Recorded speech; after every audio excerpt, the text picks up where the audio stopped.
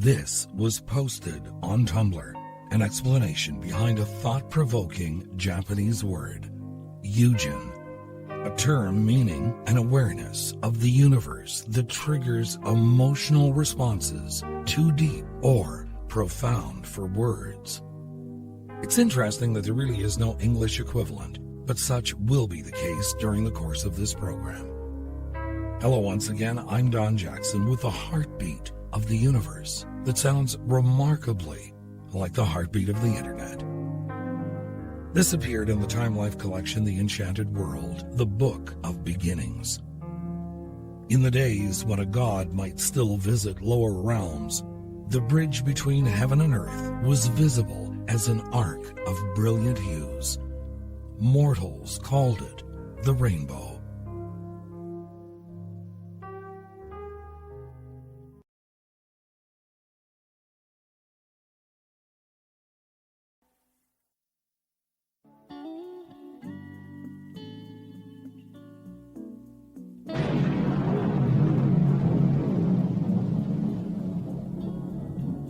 When I hear a summer thunderstorm, it reminds me about a very old legend that supposedly takes place each year on the 7th day of the 7th month.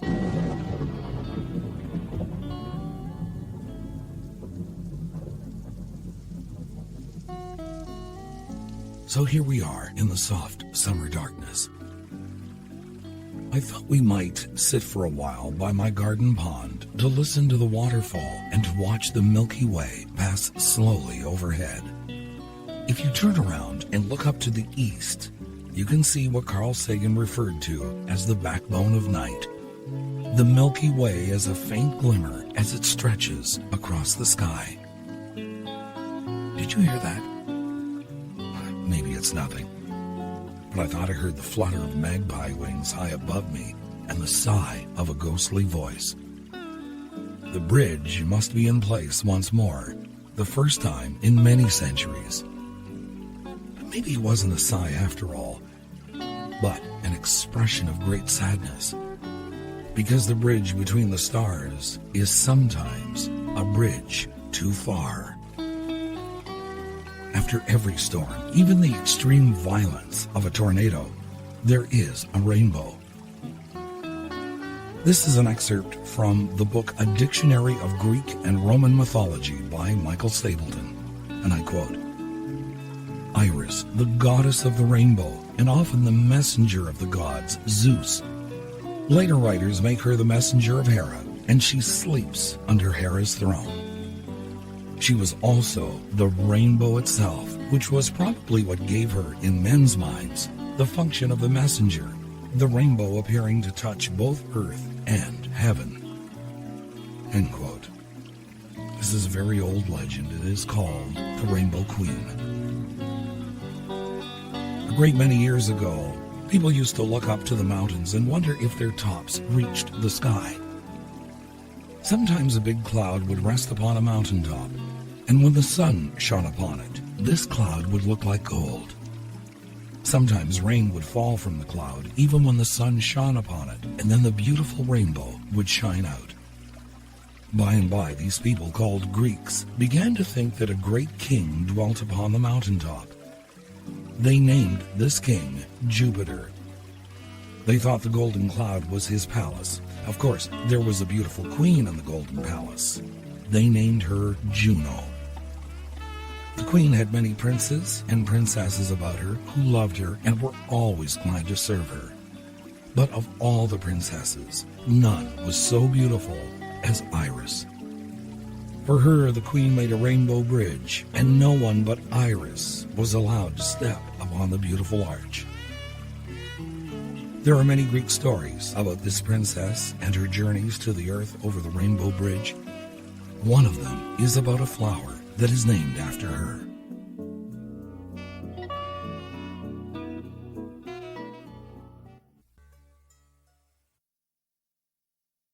This is from a Pupils and Teachers Encyclopedia from very early in the 20th century.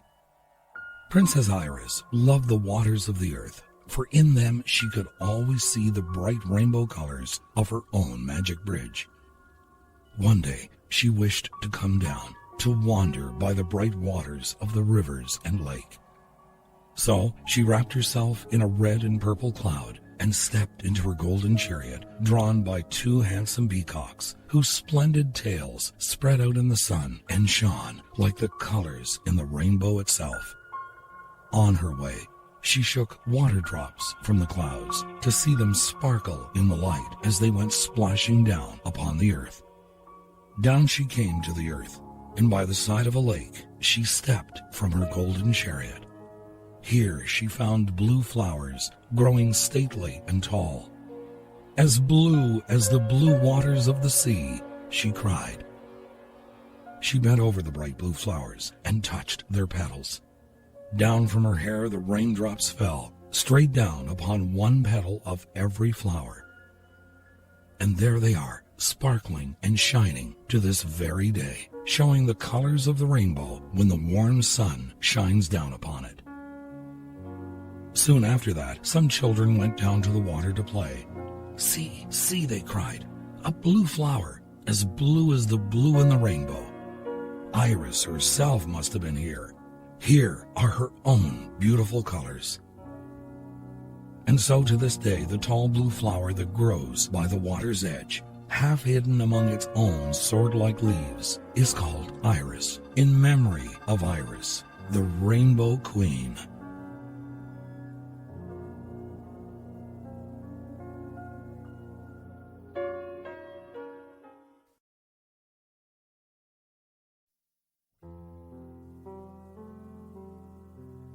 Bridges play a part in many of our myths. I heard someone on a radio talk show bashing this legend that I'm going to be featuring next. I understand that we have reason to be cynical today, especially when we learn that nothing is what it appears to be.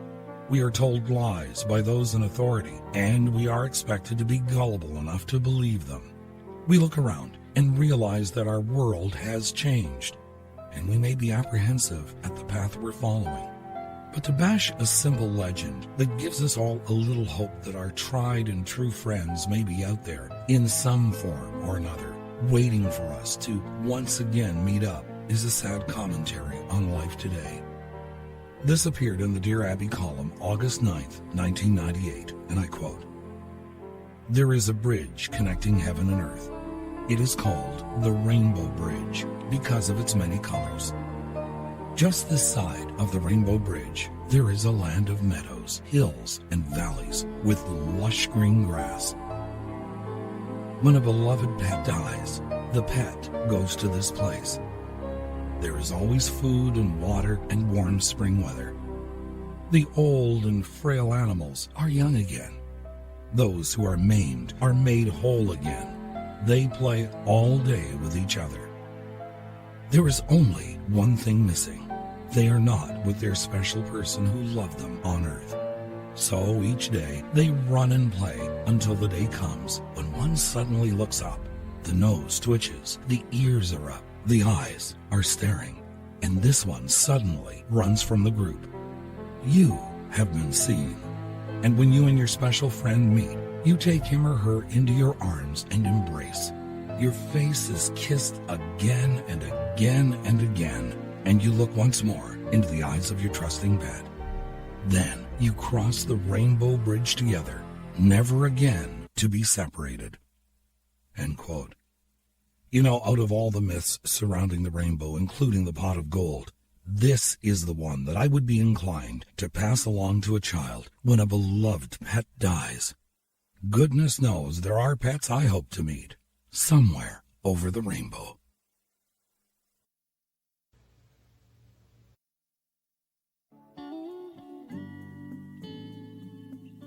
In a universe of ambiguity, this kind of certainty only comes once and never again, no matter how many lifetimes you live.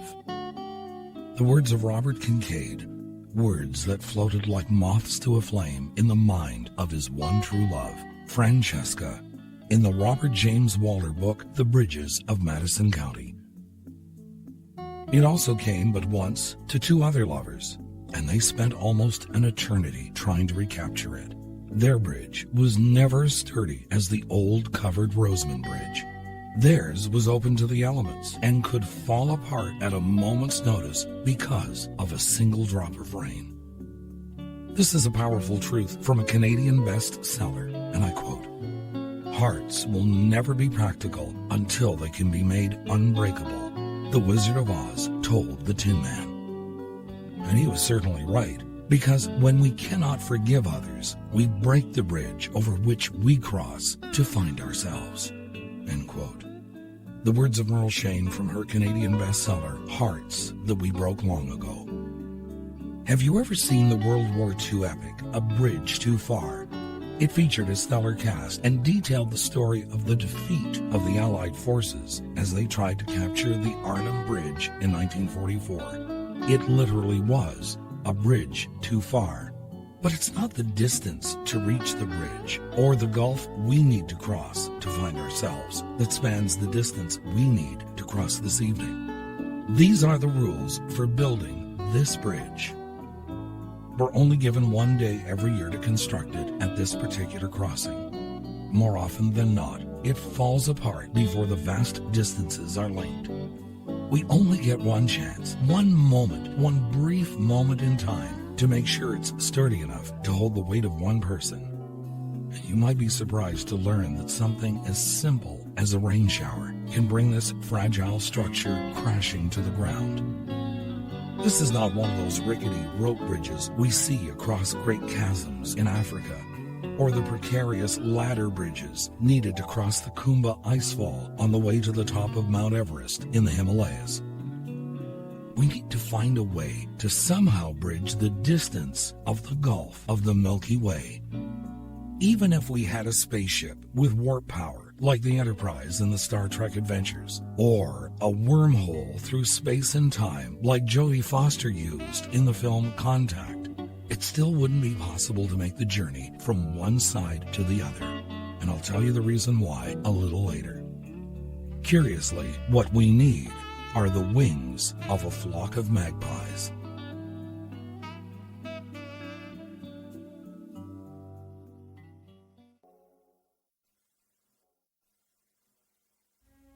I've crossed the Rainbow Bridge at Niagara Falls, looked over the side, and saw the fall's constant companion, the rainbow, always nearby.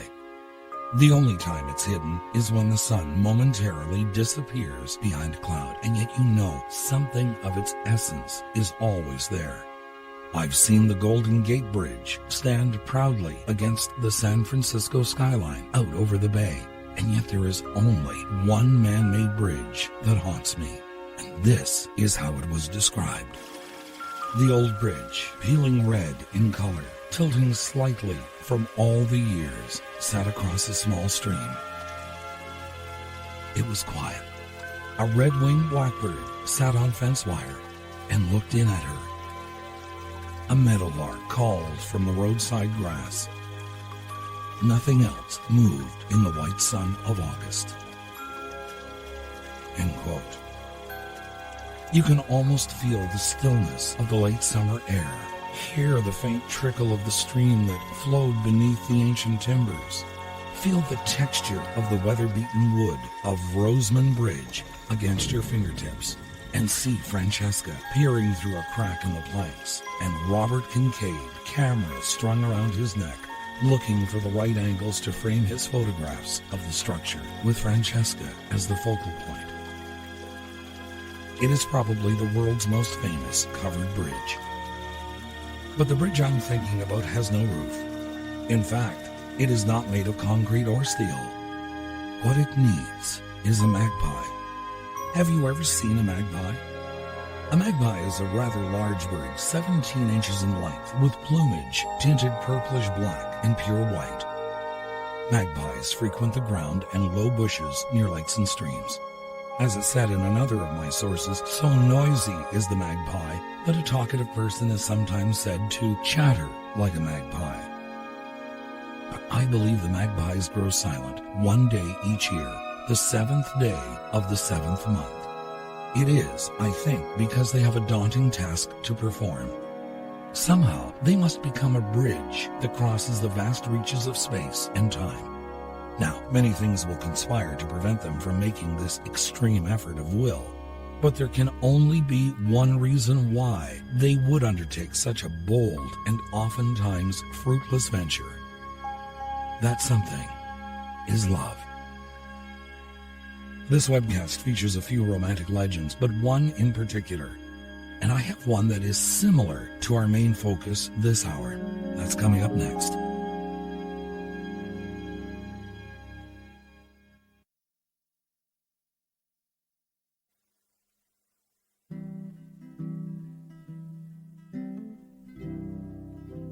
Before I tell you how a flock of magpies could possibly build a bridge, let's look up to that patch of milky white space stretching light years overhead. This is an excerpt from The Story Girl by Lucy Maud Montgomery. It is called How the Milky Way Was Formed. Once there were two archangels in heaven named Zerah and Zulamith who loved each other deeply, just as mortals love. And this is forbidden by the laws of the Almighty. And because Zerah and Zulamith had so broken God's law, they were banished from his presence to the uttermost bounds of the universe. If they had been banished together, it would have been no punishment. So Zerah was exiled to a star on one side of the universe, and Zulamith was sent to another star on the other side of the universe. And between them was a fathomless abyss, which thought itself could not cross. Only one thing could cross it, and that was love. Zulamith yearned for Zerah with such fidelity and longing that he began to build a bridge of light from his star. And Zerah, not knowing this, but loving and longing for him, began to build a similar bridge of light from her star. For 100,000 years they both built the bridge of light, and at last they met and sprang into each other's arms. Their toil and loneliness and suffering were all over and forgotten, and the bridge they had built spanned the gulf between their stars of exile. When the other archangels saw what had been done, they flew in fear and anger to God's white throne and cried to him, "See what these rebellious ones have done. They have built them a bridge of light across the universe and set thy decree of separation at naught. Do thou then stretch thine arm and destroy thine impious work." They ceased, and all heaven was hushed. Through the silence sounded the voice of the Almighty. "Nay," he said, "whatsoever in my universe true love hath builded, not even the Almighty can destroy. The bridge must stand forever." And it stands still, for that bridge is forever known as the Milky Way.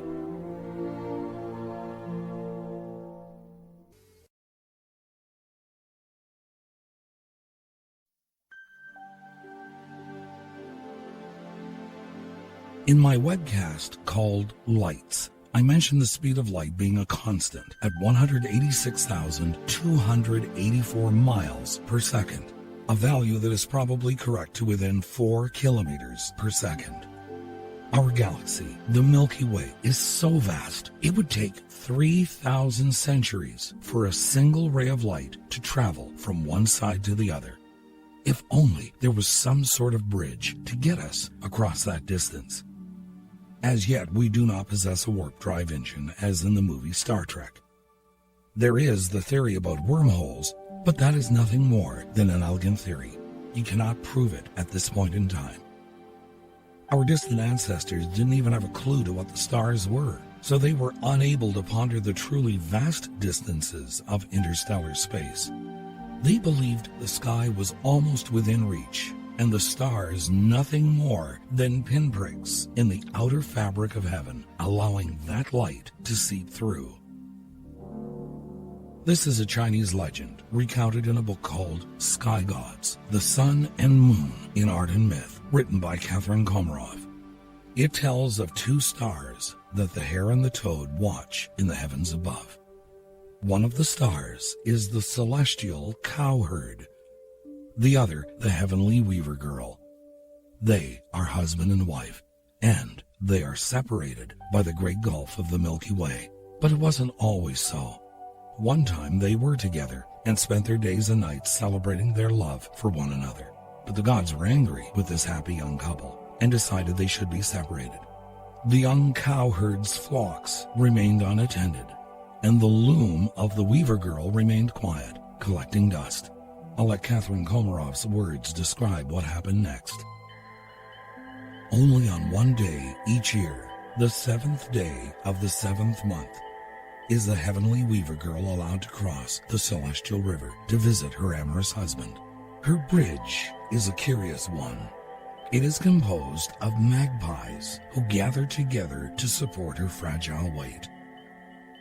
Should it rain on that day, however, the birds will leave to seek shelter, and the saddened lady must wait another year before she can see her husband. Every day, each goes to the edge of the celestial river, hoping to see the other, but they never even get a glimpse. For the distance is too great. Glaring reflections of the other stars in the river are too strong. End quote. The summer of 2013 will be remembered for powerful thunderstorms and the most rain since Hurricane Hazel in one day. Wild weather. Not the kind needed for bridge building with magpies. What sounded to me earlier like a sigh? In hindsight now, I think it was a heart-rending display of grief. Good night, sweet dreams. I'm Don Jackson.